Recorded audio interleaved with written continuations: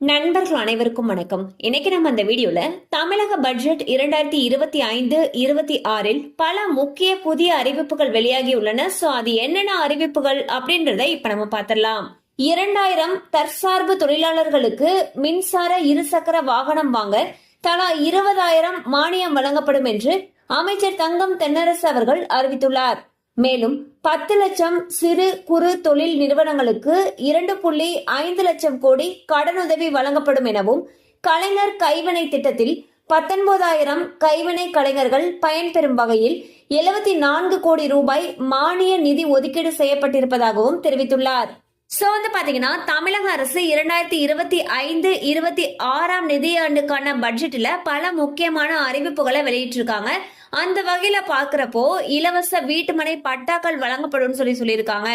அடுத்து மின்சார இருசக்கர வாகனம் வாங்குறதுக்கு 20,000 ரூபாய் மானியம் வழங்கப்படும்.